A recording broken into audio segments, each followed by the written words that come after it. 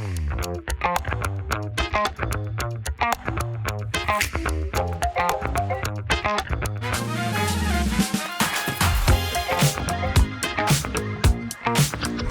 you all for coming today. This is going to be a great discussion, and Erica got her wish. We got comfy chairs, not director's chairs. So I'm going to introduce our panel. Rina Mimoun, from showrunner and EP of Girls on the Bus and a million other different shows that can't even tell you all about them. Carrie Bichet, actor from *Halt and Catch Fire*. Wherever you want. Casey St. Ange, executive producer, showrunner of Busy Tonight and Busy This Week. Adam Weissman, executive producer, writer from The Good Doctor. And Erica Rosenthal, director of research at the Norman Lear Center. Erica, come on up, Erica Green. From New Amsterdam. Oh my God.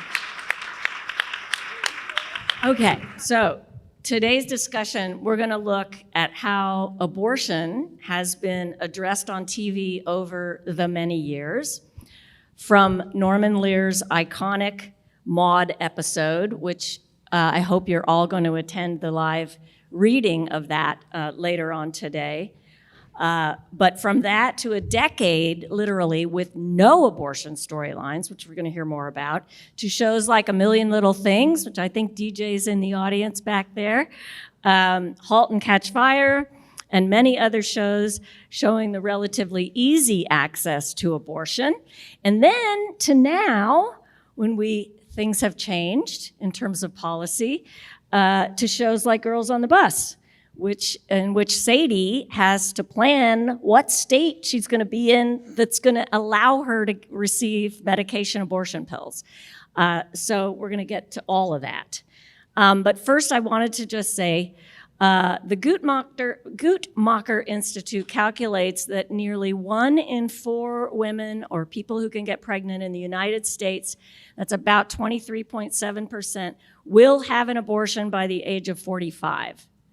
And that number is down from previous years. So 1 in 4, and that's fewer than in the past.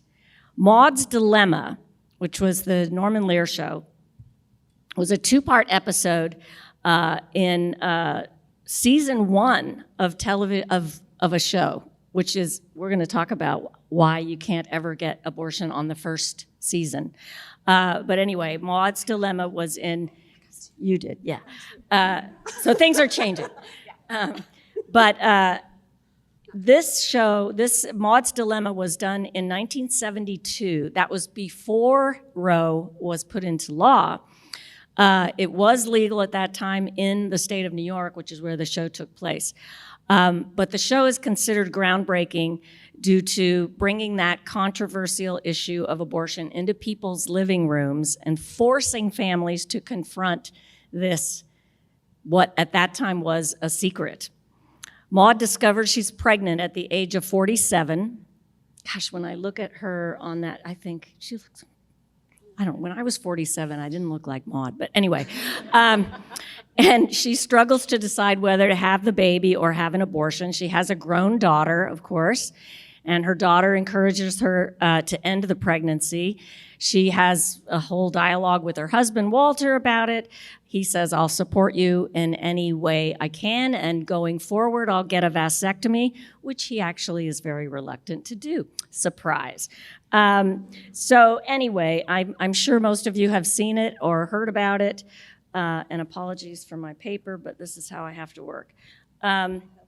The first showing of Maude's Dilemma was carried by all but 2 of CBS's nearly 200 affiliates around the country and attracted nearly 7,000 letters of protest. By the time the shows were repeated in the summer repeats in August, a campaign against Norman Lear and those episodes of Maude had been organized by the United States Catholic Conference. The reruns then were broadcast, but nearly 40 affiliates chose not to show them. And not one corporate sponsor bought commercial time around the reruns. And after the reruns, CBS received more than 17,000 letters of protest, back in the day when people had to actually write a letter. The New York Times reported that according to Nielsen, CBS estimated that as many as 65 million people watched at least one part of Maude's Dilemma, either during its first broadcast or during the reruns in the suburb. Can you imagine those kind of numbers today? I mean, oh my gosh. Stranger Things maybe gets that. But yeah, I don't know. But Netflix won't tell us. Right. The only other show that happened around that time that dealt with abortion was All My Children. And some of you who are soap opera fans can remember Erica Kane's famous abortion. The only two other shows in the 70s that dealt with abortion even briefly were Quincy, M.E., and Marcus Welby, M.D. So that was it. And then we have a decade almost of no abortion stories at all. So Erica, I'm going to turn to you because you're our director of research. Can you talk about the quality of storylines from back in those days to now, and what kinds of changes have we seen? Yeah, so there's a group at the University of California, San Francisco, that has put together a detailed database of all abortion storylines on TV, and that includes not just abortions that took place, but abortions that were considered, dating back to the very first abortion on TV, which was actually well before Maude. It was 1962. That was on a legal drama called The Defenders. So in that case, it was a doctor who had performed illegal abortions was put on trial. And part of his defense of himself was distinguishing between what he considered to be, the good abortion in cases of rape, for example, versus the bad abortion, which in particular included married women. So we saw a few more abortion storylines in the 60s and early 70s, largely in these legal contexts. Maude, just prior to Roe, and like Kate said, then there was a 10-year period with no abortion storylines at all. No abortion really even discussed. Starting around the early 80s, we started seeing a little bit more, particularly on medical shows. St. Elsewhere in the mid-80s did a number of abortion storylines, largely about medical complications, and that's a theme that has been pretty consistent over the decades, even recently. Shows have started moving away from that, but consistently, the abortion is shown in a very sensationalized manner as a very unsafe procedure, particularly illegal abortions pre-Roe, but also legal abortions as having an extremely high complication rate, leading to hysterectomies, infertility, death, all kinds of complications. One study actually found that the depicted hysterectomy rate was 900 times higher on TV. Hysterectomy is specifically resulting from abortions, 900 times higher on TV than in reality. Hysterectomies are just not a thing that happens as a result of abortions, and yet they're all over TV. So, excuse me, what do we see more recently? Throughout the 80s and 90s, the common theme was what's sometimes called averted abortion. So there's an unplanned pregnancy, and the woman ultimately doesn't end up having to make a decision because she has a miscarriage. Or falling down the stairs, right? I'm sorry? She falls down the stairs. Exactly. And then Something, well, I mean, not on purpose, but no, she gets out of having to make a decision, essentially, or she goes to the clinic, like in Juneau, and decides, I'm not really gonna go through with this. This is also something that is extremely rare in reality. Women who go to clinics to get an abortion almost always follow through with getting an abortion. So I can pause there for now and maybe come back a little bit later to what we're seeing post-Roe. Great, thank you. Okay, I'm going to kind of go in chronological order in terms of the way the shows, because *Halt and Catch Fire* takes place in the 80s. And your character, Carrie Donna, chooses to get an abortion. She is thankfully very representative of most women that seek abortions. This is something else that I'm sure, Erica, I might have alluded to because I was looking at my notes, but if not, we see a lot of, it's the student or the young professional woman, almost always white, who decides, I need to get an abortion, whereas in reality, the majority of women that are seeking abortions are already parents, and so that was very accurate in terms of representative, that Donna is already a mom, right? And she goes to have an abortion. Can you tell us a little bit about the setup of the storyline? And then I have some questions. So in the episode, it opens with Donna tells her mother why she chose to have an abortion, and she's really sort of justifying this decision. And then you sort of realize that she hasn't yet done it. And the episode then is about her kind of going through with it by the end. It's season 2. Donna really transformed from season 1. She's sort of a harried wife and mother, season 1, who really, and she's really struggling to come into her own as a computer engineer, and she gets these opportunities, and finally she's doing work that's meaningful to her and valuable. The character has become really integral to the teams on the show, and then this happens. She already has 2 daughters. You mentioned a number of times, I do love that as an entry into the history of this issue on television, that this is a woman who is a professional, ambitious, married mother, which are most of the people who are getting abortions. And I think it's really interesting to add that into the mix there. She makes this choice for herself, for her own ambitions. She makes it for the kids that she already has. Donna is in a complicated marriage with a really tricky husband, and she makes this choice, and she, in Texas in the 1980s, drove to a Planned Parenthood and was able to obtain an abortion. Which is so interesting because that scene would not be accurate now.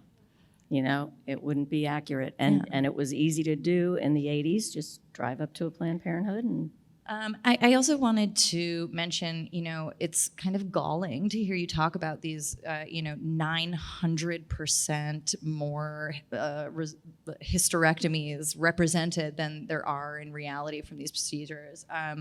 In the history of abortion in popular culture, movies also, all the movies from the first half of the 20th century are titles like The Shame of Patti Smith, or there's one called You Ruined Me, Eddie, a lot of ruining. That one has an exclamation mark also, so it's serious. And what happened to these women, a lot of death, a lot of suicide, murder. It was a lot of young woman meets a playboy. They're highly, highly moralistic attitudes in these stories. And this idea of, even until recently, the characters, these women had to be punished. They had to die. They had to become sterile. They lost their families, lost their lives.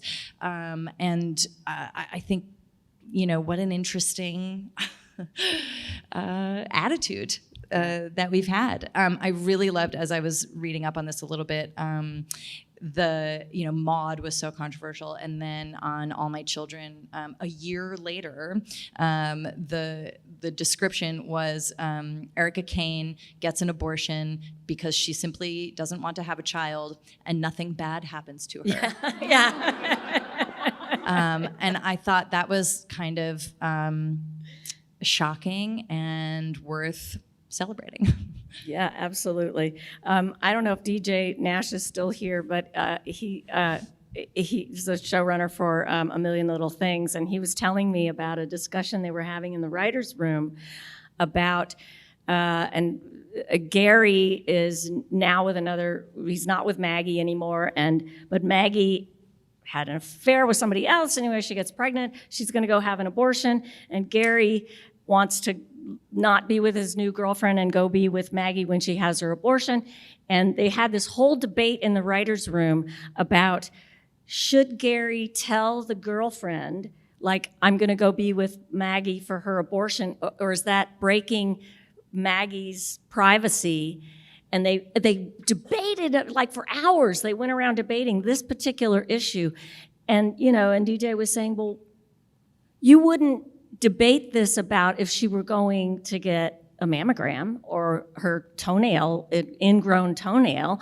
So are we already putting judgment on abortion that it has to be kept quiet? And, so it was very interesting. I would want my mammogram kept quiet as well. I have to tell you, he told me that story, and I said, well, is he going to tell the girlfriend that his wife's going to get a pap smear?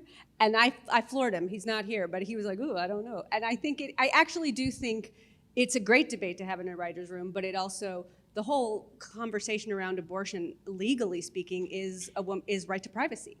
And it is a privacy matter. Yes, and you're so right. anything that has to do with your reproductive rights and your own health care, I think it's interesting, and I think it's a fantastic debate for a writer's room, and I love it because it means there's two sides.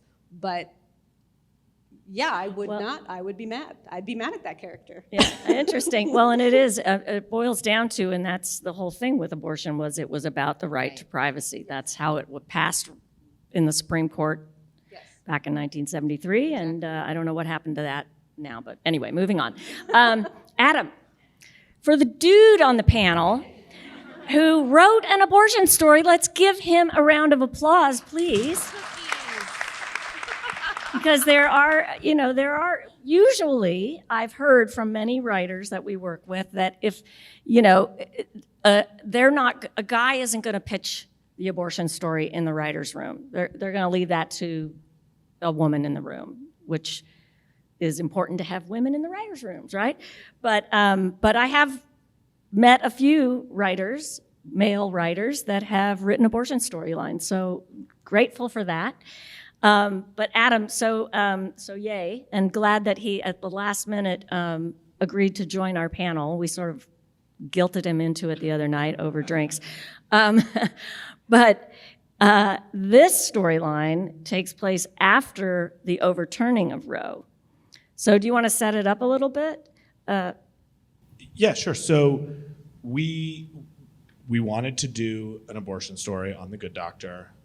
I had an idea for a story, but our show takes place in California, so we talked about the idea of doing a story where someone comes from a state that where abortion is illegal and they have complications because of that, but decided that ultimately wasn't the Good Doctor-y story that we wanted to do.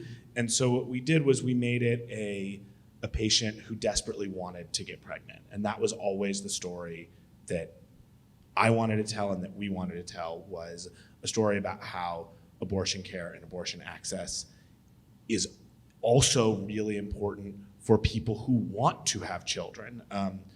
At the time that I wrote this story, my wife and I were going through IVF. And as we've seen in Alabama, when abortion is not available, IVF might not be available. And that the right to choose whether or not you want to have a child can also mean whether you want to have a child, not just want not to. So what this story was it was a woman who desperately wanted to have a child, who had been trying for years to have a child and had pregnancy complications, and wanted the doctors to do everything that they possibly could to save this child. They did, but then still needed to have the abortion. And actually, it's interesting that you brought up the 900% hysterectomy rate, because in our story, what it was she had to get the abortion in order to not have to have a hysterectomy, which I think is much more realistic. So yeah, that was the story, and hopefully we did a good job. You know, we had the characters, we had multiple characters in it reveal that they had abortions in the past for various reasons, all of whom were, you know, so one of them had regrets and guilt because of her faith, and one of them had no regrets, you know, which is the diversity of those stories. But we tried to do it in a way, I don't think, we did it after Roe, but I don't think we ever mentioned the overturning of Roe in the story, because we wanted it to be a story that, first of all, was first and foremost about people and not politics, but also that showed the universality of needing this reproductive care, even for people who may not agree with what I imagine most of the people in this room think about abortion. Well, I thought it was interesting seeing the sort of discussion between the two doctors and kind of their points of view, and then the one sort of understands the reason why they needed to terminate the pregnancy at the end. Was this by chance anybody's personal story, or you guys just kind of came up with it? Not that you have to name names or anything. Because I know that happens in writers' rooms, of course. You guys share. It was definitely an amalgam of various people's personal stories. I mean, like I said, my wife and I were doing IVF at the time. We now have a child. But, and it was not a coincidence that I ended up writing 2 pregnancy complications episodes that season, because it was what was on the mind, and so there was definitely personal stuff in there, but it was not one person's story. I do think it's interesting that episode, there were three out of the 4 women in the episode who had or will have an abortion, and then the one who's trying to get pregnant with IVF. So it was very focused on it. It really was a nice, well-rounded storyline. Rena, Girls on the Bus, have you guys seen it or not? You have to. It's amazing. Tell your friends. Tell your friends. It's amazing. I mean, it's so over, good. but tell your friends. We want to make them regret that decision. So before I get to the main abortion storyline, I think it's in the very first episode that Grace is dropping her daughter off at school. Yes. And as she's got her daughter set up in her dorm room, and as she's walking out, she says, "Oh, and don't get pregnant. Abortion isn't that easy in this country anymore." And I was like, yes. I mean, that was just a line. Yeah, we just threw it out there. Yeah, God which bless was Carla Gugino. She delivered it. She nailed it. Yeah, it was great. It was great. So anyway, you want to set up the storyline that. Yeah, well, this was an interesting one because the show they're traveling from state to state, and I learned so much about journalists, and they really had you can't just do what you want to do when you're a reporter covering a primary presidential campaign. So anything she did, so it's not even in the world of, I can go to a clinic. You have to tell everyone where you're going all the time. So there were all these impediments to her getting the abortion. And the first time she tries to get the pills, she misses, they send it, but the bus leaves and she has to leave the state where the pills are legal, which I think at that point is episode 7, California. And so then we start the next episode 8, which becomes our abortion road trip. That was how we titled it in the room, where she's essentially having to figure out where her gynecologist can deliver the pills, the medical abortion pills, so that she can safely pick them up. And it becomes this road trip story. And the way we were sort of able to play with the character work is the woman on the bus who wound up driving her was the one person who politically and morally didn't agree with the decision, but which I think sprang very much from the same well of my first abortion storyline that I ever did, which was on Everwood, which it is sort of dealing with people's complicated feelings around the issue, But ultimately, in this show, what she wound up saying to Sadie is, I don't support the choice, but I support my friend. And that's the messaging to me is constantly trying to re-energize what pro-choice actually means, is everyone gets a choice. And so I try not to use the other side's language because I am also pro-life. I think we should all, but pro-choice is a more accurate description of what we're talking about, and so we tried to bring that up on the show. And it was great. It was not a very, the main difference I think between what we did on Everwood back in 2001 versus now with Everwood, it really did sort of, to your point, it had to be kind of a very special episode. And it was another one, not all the affiliates carried it, and they were constantly threatening to shut down our production. They said, don't write the script. We wrote the script. They said, don't shoot the script. We shot it. And I think it was only Salt Lake that didn't air it. Ironically, since that's where we were shooting the show. That's right.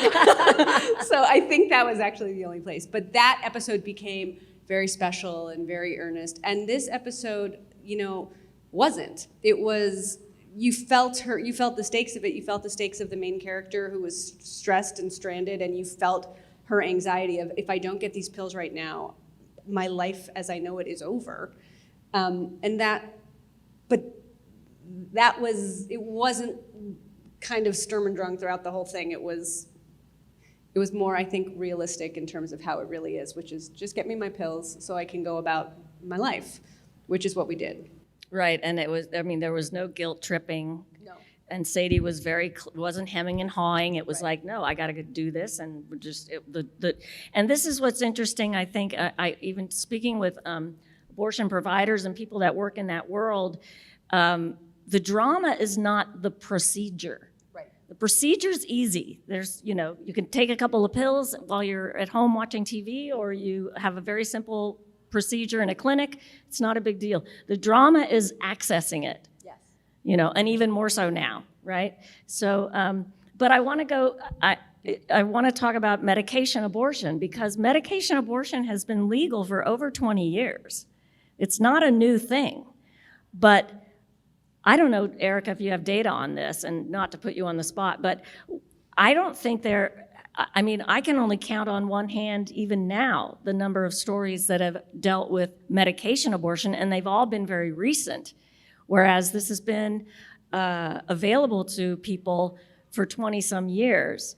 And so I don't know, do you have data on that? I don't know the exact number off the top of my head.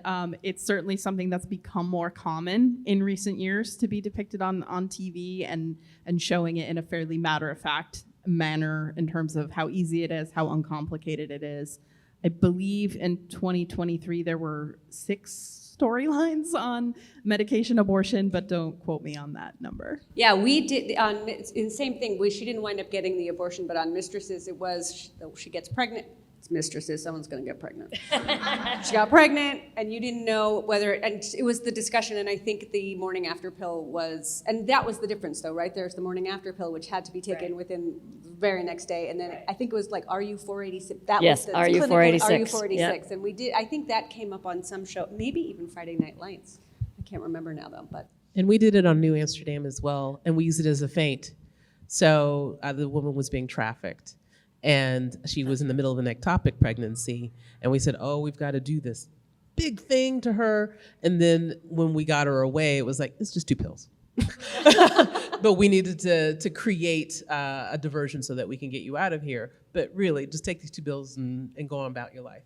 So. Yeah, that's great. Well, I was going to you next, Erica. So tell us more about that storyline. I know you've done a number of abortion storylines. A lot of them. I actually wanted to talk about a different one. Yeah, go for it. Righteous Right Hand, before the Roe decision was overturned, I wanted to, because our hospital is in New York, based on Bellevue Hospital, I took a bus full of Black church ladies from the South, and they had a car crash in New York, so that we could see the whole host of problems that happen to you when you live in a health desert. So I had them coming from Alabama, where they are shutting hospitals down left and right. It can take you hours to get places. But in this specific instance, knowing that there was probably something that is going to happen with the Roe stuff, but it had not happened at that point. I wanted to talk about a story of when you don't have that ability to make those choices for yourself. And in this case, it was a young woman with diminished mental capacity. So it was, I was just talking about probably the first Black female with Down syndrome on television as an actor, Gigi Cunningham. She, like a lot of people with diminished mental capacity, have fabulous lives where they also have sex. And she got pregnant and she didn't want to have a baby. But in her culture, her family wanted to take care of her. Don't worry about it, we'll take care of you, we'll take care of this baby because we know you can't take care of this baby. And it's not a function of that. It's not your choice, it's my choice. And talking about the fact that sometimes you have to fight for your choice to actually get the choice was the thing that we talked about on that episode. And eventually, Shantae, the name of the character, was able to go on ahead and have an abortion in New York, and something that she probably would not have had had she been in Alabama. Yeah, thank you so much. That storyline was amazing on so many levels. The fact that this woman was it a church group or something? She takes them, she rents a bus to take them, and then she purposely crashes it near the hospital so they all get health care in the ER. You know, they have to be cared for. So there's all kinds of stories going on, and the abortion one was one of them. But and then they have this whole conversation about, she sort of admits it, sort of veiled when she talks to Ryan Eggold's character. But it was a fantastic episode to talk about the economics, not only around abortion, but all kinds of healthcare, and economics around abortion too. I think in your show, Rena, she mentions that the pills cost $800 or something. It's not like this is covered necessarily. So yeah, I think that's something that's overlooked sometimes. So I'm so glad you brought that up, Erica. Also, just to touch on what you mentioned diversity-wise, as I said earlier, it's usually a white woman, a professional or a teenager, and that's not who's getting the majority of abortions. It's usually parents, and a huge percentage are people of color. And we don't see that. We don't see that. And I think, I'm trying to think of another show, and I watch a lot of TV that had to do with a Black woman or birthing person having an abortion. Yeah, Olivia Pope is the one. I think Olivia Pope, yes, of course, famous. And then also the show Vida, I think, Latina. Yeah. But, that's 3, right? So and that's not reflective of the percentages of how it is in the world. And we don't see the financial barriers very often that are more heavily faced by women of color. Right. Okay, I haven't forgotten you, Casey. We just got an amazing group of people here, including you. So Casey, your situation's a little different. So you produce and work with Busy Phillips. Yes. Who is a tireless abortion advocate. Has True. been for a big part of her life. Yes. But she shared with her audience on Busy Tonight, Busy right? Tonight, yes. It's busy something, There's busy this week now. When your name's busy, I guess. You got to put it in the title. But she shared with her audience about her own decision to have an abortion. And she talked at the time about a possible Georgia law that was going to be implemented that would affect women's right to choose in that state. And that moment really went viral. It was really out there. Yeah, it was interesting. So what's different about what I do is that I work in the late night space, and so we're talking about all the wonderful stories that are fictional. In my case, in working with Busy, who is also an actor, but in this case, in her capacity as a late night talk show host, as herself, we were, just all these draconian abortion bans. We were constantly on the verge of just, well, this is prior to Roe falling. And so, we did our version of a monologue on that show, and it was a written show. We had a writing staff on that show. And so Busy was saying that she wanted to address this. And we really talked about it because, well, I was saying to you earlier, we kind of had the luxury of knowing that the show was canceled. So we were gonna say whatever we wanted. What, are you gonna fire us more? Like, not possible. So she wanted to talk about this, and it was interesting because we wanted to make sure that what we were saying was super informed and that we were using the right language, and that we wanted to spread information responsibly. And so we knew that we were going to talk about it. We talked to some friends at the Guttmacher Institute. We talked to many friends in the activist space. And we had this really big, like very dense, like Busy had written, I think with two of our writers, like in the beginning it was very dense, I remember. But then I was just like, I think we just need to like pare it back a little bit, because it's already like, we're already out on a high wire, and this is gonna be like a very emotionally difficult. And so I was so happy that you brought up that statistic of 1 in 4 women under the age of 45 have had an abortion, or will have had an abortion before they turn 45. And so that was really what we grabbed onto. And so we made the message very simple, which was just that we're talking to you about these laws that are happening in these states. You might think, sitting at home watching, that it has nothing to do with you or anyone that you know. But here's the truth. 1 in 4 women before the age of 45. You might think that you don't know anyone, but you know me.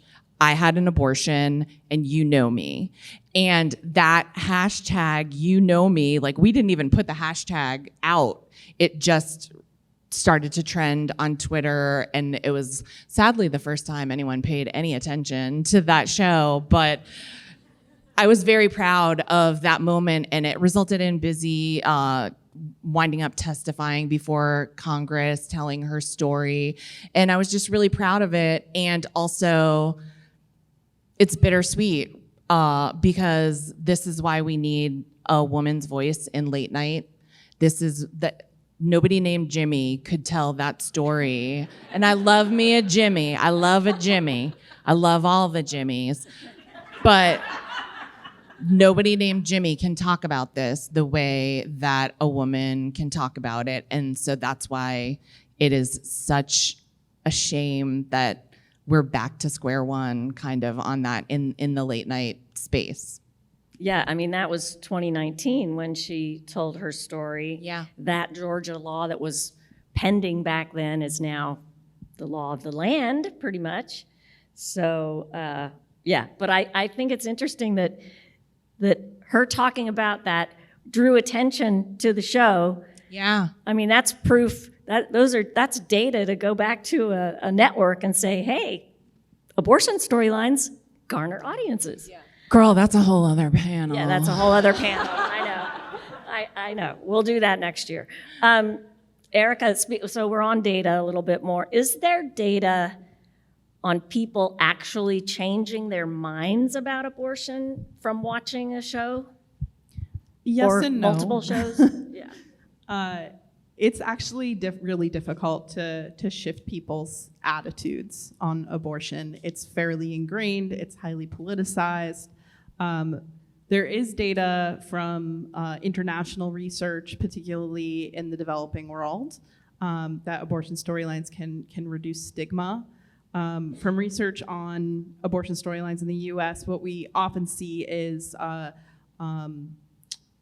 like greater understanding, combating misinformation. So we did a study looking at the impact of 3 different abortion storylines on A Million Little Things, Better Things, and Station 19 on audiences. And we saw greater knowledge about abortion restrictions, about abortion safety, and about when abortions are most likely to occur. There's so much misinformation about the supposed late term abortions when the vast majority of abortions are happening very, very early, almost always first trimester. If they're happening later, it's because of complications. Like, nobody is choosing to have a third trimester abortion.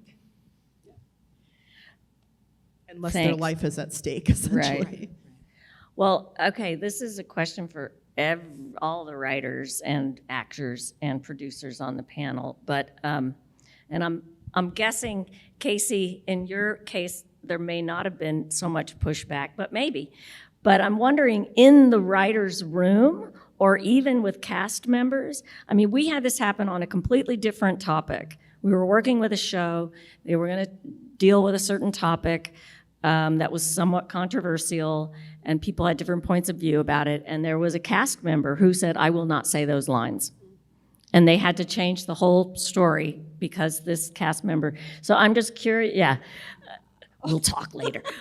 Anyway, yeah, so yeah, the whole thing had to change. But I'm wondering just, what's the conversation in the writer's room in terms of, are there differing opinions about this topic? Are there cast members that don't want to, I mean, did you guys, and then of course, did you get pushback from the network or the studio or anybody? Go, Rena. I never had pushback from an actor. That would be surprising and terrifying, actually, because I don't know what I would do, actually. But and in the writers' rooms also, it's less. There's been, in much the same way that DJ was saying, what are they arguing about? We had, for instance, with Girls on the Bus, the biggest debate in the room was, does she owe the person whose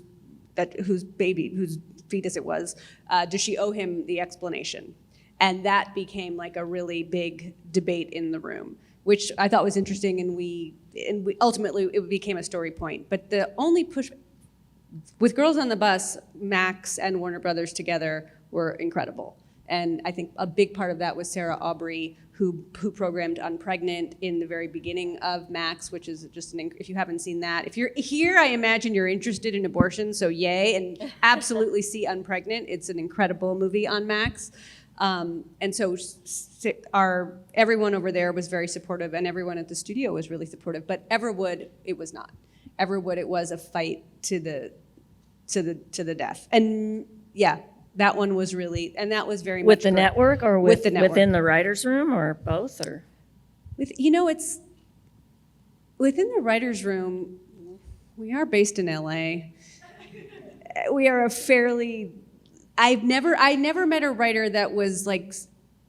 We had one on Everwood who I could tell was uncomfortable, but didn't stop the process. But ultimately gave us a lot of the story that we needed to generate for the character on the show who was uncomfortable and didn't want to do it, which was the doctor that ultimately wound up performing the abortion, that was the whole thing with Everwood. They said, you can do it, but you can't yet let your lead be the one who's performing the abortion. So that was our original storyline, and then we had to flip the whole thing and make it the other doctor who was a man of faith.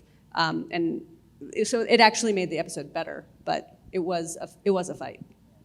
Anybody else have? Anybody on your cast? I'm not going to out people, but there was someone, and I won't say in what capacity, on one of the many shows I've been on in the decades of television that I've done. Only one? Only one person. Wow. The studio was cool. They're like, well, what else are we doing? But there was one person who did not want it to happen the way that we were pitching, and so then there were adjustments that were made. On my show, I don't think there was any pushback of any kind. My partner is also an actor. He was on a show and he played a midwife, and he had to, his character on the show was deeply anti-abortion. And he had a really difficult time agreeing to do that, and they really had to kind of talk him through it and talk about why it was important for him to be able to represent that perspective so that they could represent the other side as well. And I just think it's interesting, you know, as an actor, as writers, we are not, we're portraying people different from ourselves. We are not always saying from our own perspectives words that we endorse. But I think that's one of the big parts of the job, and what makes it really important is an empathy machine. I'm over here embodying a person. I'm walking around in her shoes that isn't myself. I'm trying to understand her perspective on the world. An audience is watching me do that, and they too are trying to identify with this character. They're trying to walk around in that character's shoes. So this sense of, you know, everything has become so personal, but we're your writers were there. It's fiction. These are stories, and they matter. I work with Gina Davis has the Institute on Gender and Media, and one of the things they say is, if you can see it, you can be it. So stories matter. Storytelling is important. It really shows a map for ourselves of who we can be and how we can live our lives. And right now we're in a cultural moment where everything feels like a documentary, where everything feels like if it's not my own personal story, I have no right to tell it. And I think, you know, obviously it's important to give people the opportunity to tell their own stories, and we need to have all kinds of people in writers' rooms to pitch all these different stories.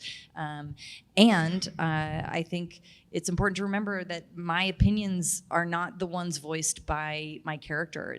These are metaphors, it's stories, it's narrative, it's fiction. That's great. Yeah, Adam, go. There was a lot of great. We didn't get any pushback. We did have a lot of amazing collaboration, which could be characterized as pushback, but it didn't turn out that way. So when we were developing this story, I had the opportunity to pitch the story to all of the women in the room and only the women in the room, which really helped the story, and it was an opportunity that I wanted to have and that I was grateful to have as a man writing this story, as someone without a uterus writing about an abortion. And I think that made the story better. And then we had, when the network first saw the story, their response was actually, it needs to be bigger, not don't do it. It was, if you're gonna do this in the post-Roe environment, this needs to be a bigger story than it originally was in the episode, which was, again, an opportunity we were happy to take, and we did. And then I have to credit Bria Simone Henderson, who plays Dr. Jordan Allen on the show. She's here. She's going to be performing in Good Times tonight. So go see her. She delivered a monologue. Basically, her character, if you haven't seen the show, is a woman of faith who is anti-abortion. But what we find out is that she had an abortion in the past that she, I won't say regrets, but I will say has complex emotions around.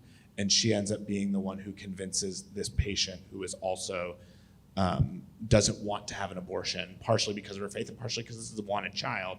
She gave this amazing monologue about why she should do it and why, you know, this was the right decision. And then she ends up being the one that, and the patient says, I will do it if you perform the abortion, if you, who shares my values, performs the abortion.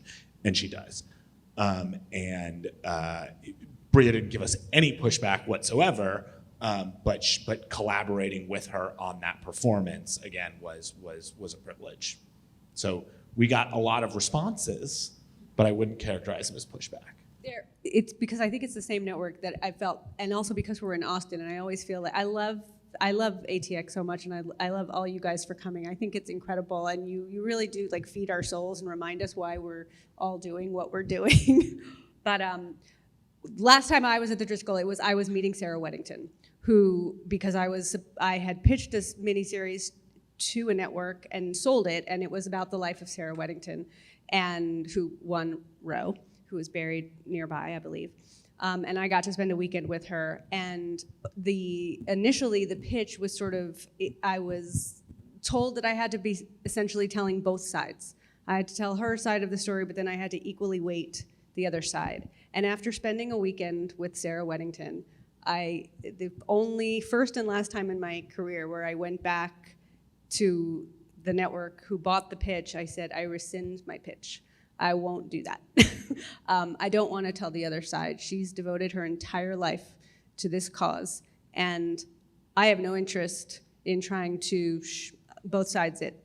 I want someone to tell Sarah Weddington's story the right way, and she was still alive at the time. And it was really interesting. The rights, somehow her life story rights just kept getting handed to people who really wanted to tell both sides. And in fact, they had this whole imagined way in, much only reminded me because it was similar. She never told anyone initially that she had had an illegal abortion.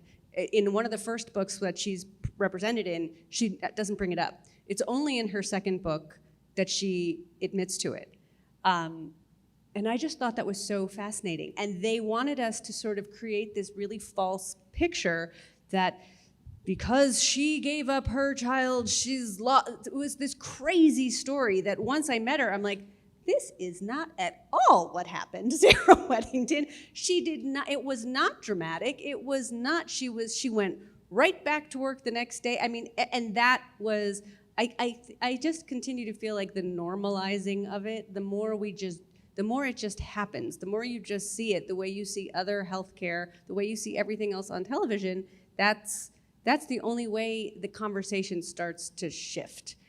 That was what was so great about Girls on the Bus. And, she finally, after going through a bunch of hoops, and finally gets her abortion pills. And, she's going to stay in her hotel room while she goes through the process. And the three other girls come and in their pajamas, and they're Thelma all, and Louise, 'cause why they're not? just like, we're here. We're going to watch TV together, and, we're here for you. And it was just, and then that was the end. And it was like, no. And then we moved on, And I thought that was great in terms of normalizing. I want to get to you, Casey. Sure. What About about pushback? Pushback, yeah. And is it different in late night and talk show He world? would have 100% pushed back if the show had not already been canceled. But I think they probably, let's be real. Don't tell anyone in E that I'm saying this. But I think that they thought that we were like sealing our fate and proving why the show was canceled, and it actually kind of had the opposite effect. That's just me. That's just my impression, from where I was at the time.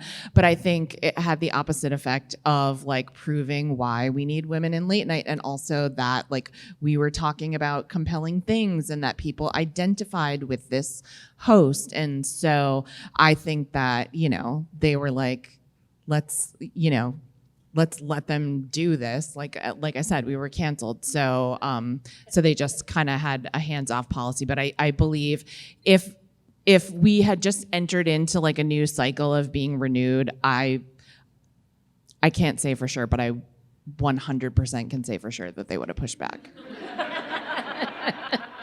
Well, and that was my comment earlier about, and I wanted to ask the rest of you, although you did it, and I guess Maude did it, but hardly any shows. Can you get away with doing an abortion storyline in season 1? Ever? Yeah? We did it on Why not? Everwood, and we did it on You did? Girls on the Everwood. Well, but Everwood was crazy because Greg, I think at some point he's like, you have to stop telling this story. But it's really good story because it's true. The original idea for the show was that Dr. Brown was a doctor who performs abortions, and he moves to a small town. Like the whole premise of the show initially was that, and then the president of the network at the time was like, how about he's just a doctor? And he comes from the big city to a small town, and you'll get your abortion in there. And Greg, to his credit, fought, and it became episode 20, and we never even titled it. It was literally called episode 20. But that was a fight because it was a downgrade. But Girls on the Bus was our first season, yeah. Yeah, that's great. Anybody else? Could you have gotten an abortion storyline in season 1 of New Amsterdam, or For sure. yeah? We did. I mean, I can't remember because it's so long ago. But yeah, I think anything was on the table. Yeah. And I think there probably was one. Well, I just can't remember the storyline. It's heartening. Did you want to say something? I had just sort of have a kind of a query or a question, and I have you or all these writers are here, so I'd be remiss if I didn't bring it up. But I think there's sort of a bigger cultural question here about what stories do we tell about women, and why is abortion such a hot button topic? Why are there 900% more hysterectomies in abortions on TV than in real life? I think there's something about the stories that we tell about women and the things that we think are worthy of talking about are relational, that women are important because of who they take care of, who they have sex with, who they marry. And these are all the things that we see, the stories we tell that are important about being a woman or a girl are who's she gonna sleep with, who's she gonna marry, when's she gonna be a mom. Those aren't the stories we tell about men. We talk about what are men gonna do, what do they make, who do they become, what are their legacy, what do they leave behind, what changes do they make in the world, what do they build? And I feel it deeply when I look at literature, movies, television. I don't know, there's no blueprint or playbook for what a meaningful life is aside from who you're connected to as a woman. So this question of motherhood, becoming a mother, not becoming a mother, and abortion in particular, the choice to not become a mother is so sensational. It's still so anathema to us because we've said for just, thousands of years that women are important because of who else we're related to. So I would love if there were more stories for women about other things we can be and what we can build and what we can do. And I think it's also really important to tell stories about men that are relational, to try and let them know that connectivity to other people really matters, that can be a valuable life to live, a life connected to other people and living on behalf of others, and the duty that we have to our families and our wives and our children. I don't really have a question, I guess, but... It's okay. We're going to hire you to be our Hollywood Health and Society spokesperson after this is over. So we have a few questions from the audience that I want to get to really quick. And this kind of goes with what you were saying. This person says, I think for most women, we are taught to feel shame about our bodies. And there was a panel, was it yesterday, on body positivity? Yeah.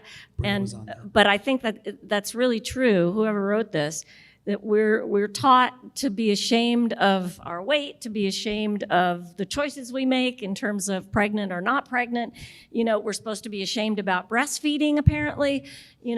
So this person says, how can watching TV help close the loops that exist in policies and laws, and I'll add in just culture, about those issues of being ashamed of who we are as women? I think it even goes beyond shame. I think it's like we're denied an ownership of our bodies. And so when we were talking about size inclusion in casting yesterday, and just the things that people feel empowered to say to someone when they don't like the way that their body presents. And so that's further distancing women all the time from the ownership of our own bodies. And it's my body. I mean, it doesn't get any more simple than that. I can cut my hair the way I would like to cut it. I can tattoo my body. I can do what I want with all of my organs, for better or for worse, and it's none of your fucking business. Right. It's none of your business. And can I say, I think one thing that, because I do feel like there have been strides, and and everything you said, I just could cry, because I feel like you're saying my inner monologue all the time. But where the disconnect happens is it's how we treat each other in the comment sections. I don't want to bring down the critics and how they talk. It's you can tell a story about 4 female political journalists whose primary goal in the series, they are super smart, and half of the critics on the show started by calling them silly girls. And that's just internalized misogyny that is spewing out of critics. And that trickles down into the comment section and to how we treat each other more online, I think, than in real life. But I think there's as many people up here, and the changes that are happening in writers' rooms all over the place, where we are trying to change, we are looking for inclusivity, we are trying to get more female storytelling, and it's up to how it's received there's a nastiness on the other side. And you don't have to like the show I'm writing, but don't you call those girls silly. They were not. And I thought that drove me crazy. And I think that's a big part of it. Erica, you look like you want to say something. Not really. No press. I'm here in the amen choir. But I mean, it's a thing that I say often. We all exist within the universe, so therefore all of our stories are universal. And so if I come in, I'm talking to you about being a thick Black woman from the South, just because you haven't been a thick Black woman from the South, there are things about my life that will ring in your life. And so therefore it just needs to get on the screen. And that's how you continue to permeate change. I mean, if you can think about like when Will and Grace came on, all of a sudden you could have a gay best friend. After, years and millennia of, oh my God, we can't talk about it on television. And all of a sudden it was cool because, yeah, they just happen to be really good friends. So the more that we can normalize, bring those people into the room, not only in front of the camera, but behind the scenes, holding the boom, like everywhere, because everyone has an opinion. Everybody's been on a set. Everybody got an opinion. So they're gonna check you if they feel like you are infringing in some way upon their life in some way, shape, or form. But having all of those stories continually coming out, and not necessarily from the platform of the studio system. So all of those writers out there, all of those producers, all of those creators of content, you don't have to go through old means to get those stories out there, because the more stories we get out, and the way that they come out in visceral ways, in ugly ways, in dirty ways, as well as this weird concocted studio system, I think you'll continue to see more, and we'll normalize more things when people start opening up the guardrails on how we get this content and this information and stories. I hate calling it content because I'm sorry, I'm a storyteller. We tell stories, we've been doing it since Fire began. We are all storytellers, not content providers. But you get out there, and the means that you can get in out there, any means necessary to tell those stories, to continue to normalize and completely clean out a lot of the gook that's happening anyway. Amen. That's amazing. We always say that we're like when you give your dog medicine, you put the pill in cheese, and that's what I think great shows do all the time, and that's what good comedy does too. Just put the pill in the cheese and give the yummy cheese. Yeah, I totally messed up that analogy when you talked to me about it in the You green thought I was room. talking I about said it the totally pill. wrong. Right. Which I Anyway, would never do to that was anyone. a side conversation. Please thank our panel.